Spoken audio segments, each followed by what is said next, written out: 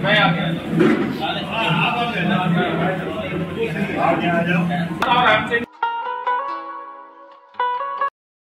अपने पूर्वजों का नाम से पिंड करते, तो सीता माता नदी के तट पे बैठ गए और राम प्रभु कोलाहल पर्वत एक घाट जहाँ पे आपने बैठकर पूजा किया, वो स्थान से 2-3 किलोमीटर दूर है। उस पर्वत का नाम है कोलाहल पर्वत।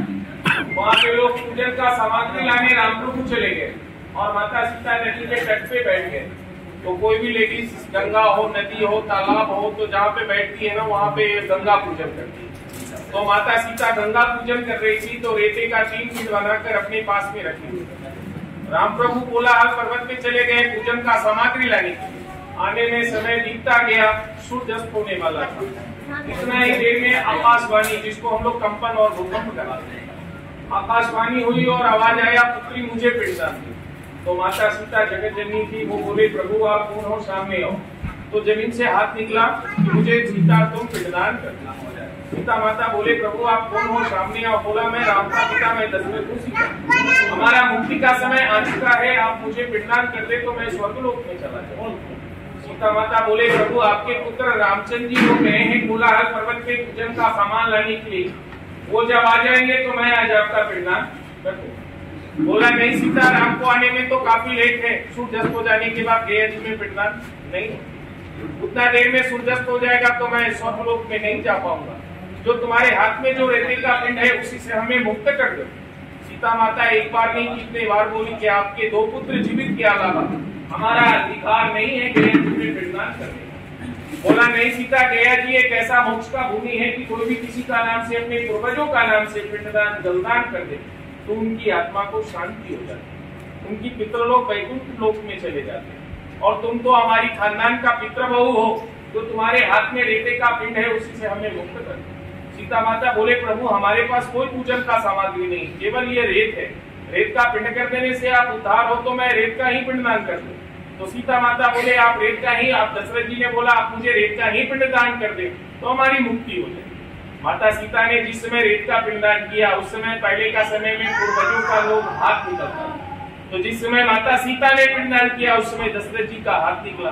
माता सीता ने रेते का पिंडदान किया तो 5 को साक्षी माना, विटनेस, फल्गु नदी, तुलसी का पत्ता, गौ, 9 नदी वाला ब्राह्मण और एक बरगद का झाड़ जहाँ आपने लास्ट पिंड छोड़ने गया। ये 5 को साक्षी मानकर माता सीता ने रेते का पिंडदान किया। उधर से रामचंद्र जी पूजन का सामग्री लेकर आए और बोले चलो सीता पिंड करने के लिए। तो सीता माता बोले प्रभु हमने तो पिंडदान कर दिया, जब आपके पिताजी का हाथ निकला हमने रेते का पिंडदान किया, उनको हमने बोला कि आपके 2 पुत्र जीवित हैं, हमारा अधिकार नहीं है गया जी में पिंडदान करने का, लेकिन वो बात नहीं माने तो हमने रेते का पिंडदान किया। 5 को हमने साक्षी माना। तो 5 से पूछा गया, तो पहला नदी से पूछा गया क्या फल्गु माता अपनी माता सीता को पिंड करते हुए देखती हो? नदी ने झूठा बोल दिया, हमने किसी को पिंड करते हुए नहीं देखा। नदी में 3 प्रकार का धारा चलता था, दूध, मद और जल का। माता सीता ने नदी को श्राप दे दिया कि कलिकाल में तुम गुप्त गंगा रहोगी, वर्षा होगा तो पानी रहेगा, बाकी दिन सूखा पड़ा रहेगा। जहाँ कहीं भी लोग गड्ढे करेंगे तो जल बाहर आ जाएगी, उस गड्ढे में से जितना भी आप पानी निकालोगे तो करने का बात नहीं।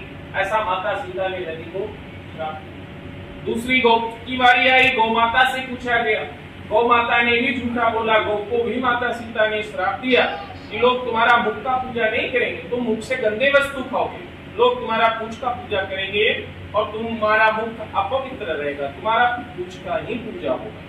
तुलसी का पत्ते से पूछा गया, तुलसी का पत्ते ने भी खोटा बोला। तुलसी का पत्ते को भी माता सीता ने श्राप दिया कि माता लोग शुद्धता से रखकर तुम्हारा पूजन करेंगे, उसके बाद भी तुम सूख जाओगे और तुम्हारा जन्म किसी गंदे स्थान पे होगा। नदी वाला ब्राह्मण से पूछा गया, नदी वाला ब्राह्मण ने भी झूठा बोला।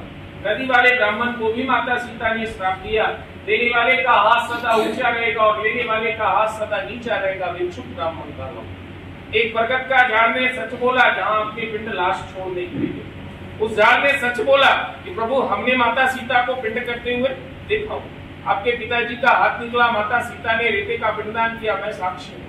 उनको सीता माता ने अक्षय का वरदान दिया कि जब तक पृथ्वी, सूर्य, चंद्रमा, आकाश, पाताल रहेगा तो सदा तुम हरा भरा रहोगे। झाड़ का क्यों लोग पूजा करते हैं? जिस तरह से झाड़ हरी भरी है ना, उसी तरह से उसका पूजा करने वाले लोग हरे भरे रहते हैं। यही यहाँ का महात्म्य है। और उसी दिन से लोग अपने पूर्वजों का नाम से पिंड करने के लिए लोग आते हैं। बात बराबर समझ में आई ना? जिनको नहीं समझ में आए एक बार दो बार आप हमसे पूछ लें।